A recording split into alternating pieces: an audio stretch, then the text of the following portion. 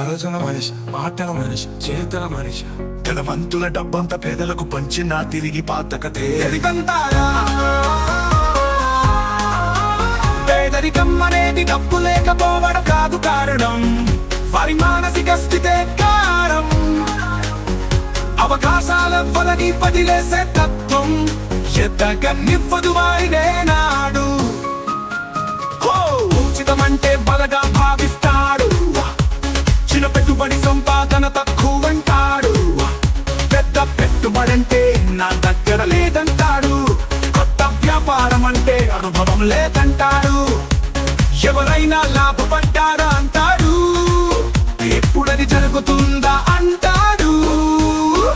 కొత్త వ్యాపార అవకాశం అంటే ఎన్ని రోజులు సాగుతుందంటారు. వ్యాపారంలో కూర్చోమంటే పంజరం లాంటిదంటాడు, ఆ వ్యాపారంలో స్వాతంత్రం ఉండదంటాడు. 5 ఏళ్ల ప్రణాళిక అంటే అంతకాలం ఎదురు చూడనంటాడు. ఏం చేయగలవంటే ఏదైనా చేసేస్తా అంటాడు.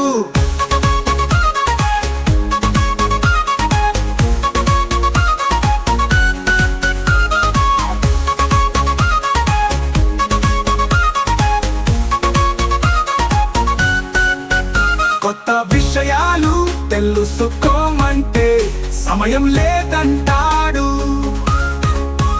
కొత్త నైపుణ్యాలు నేర్చుకోమంటే ఈ వయసులోనా అంటాడు. తెలియని విషయాలు తెలియదని చెప్పకపోగా ఇతరులు చెప్పేది సోది అంటాడు. వారు డబ్బు కోసమని నిందిస్తాడు. తెలిసినోడిని నిందిస్తూ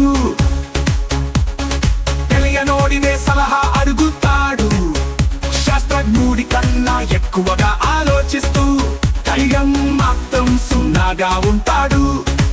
చేతల మనిషి కాదు, చేతగాని మనిషిగా మిగిలిపోతాడు. కొత్త వ్యారణ జీవిత ఆలోచనతో తనకు తెలియనిది అబద్ధం అంటాడు. నిజమన్నవాడు మోసం అంటాడు, ఆ భ్రమలోనే బతికేస్తుంటాడు. రిస్క్ తీసుకోవడం కన్నా ఏ రిస్క్ తీసుకోకపోవడమే పెద్ద ప్రమాదమని తెలుసుకో. డబ్బు కలలతో రాదు, చేతలతోనేనని గుర్తుంచుకో. మనం చేసిన పనికి ప్రతిఫలమే డబ్బు. డబ్బు ఎవరికి ఊరికే రావని తెలుసుకో. గెలవాలనుకునే వారికి ఈ సమాజంలో పోటీ చాలా తక్కువ. ధైర్యంగా అడుగు ముందుకెయ్యే విజయాన్ని అందుకో. మానసిక బలాన్ని పెంచుకో, అవకాశాలను అందుకో. గెలుపు బాట తెలుసుకో, విజయకేతనం అందుకో.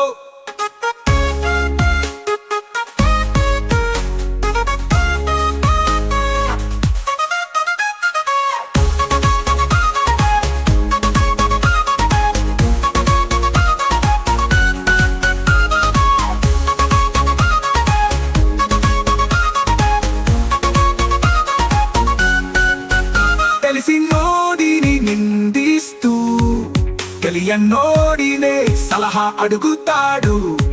శాస్త్రజ్ఞుడి కన్నా ఎక్కువగా ఆలోచిస్తూ ధైర్యం మాత్రం సున్నాగా ఉంటాడు. తెలిసినోడిని నిందిస్తూ తెలియనోడినే సలహా అడుగుతాడు. శాస్త్రజ్ఞుడి కన్నా ఎక్కువగా ఆలోచిస్తూ ధైర్యం మాత్రం సున్నాగా ఉంటాడు. చేత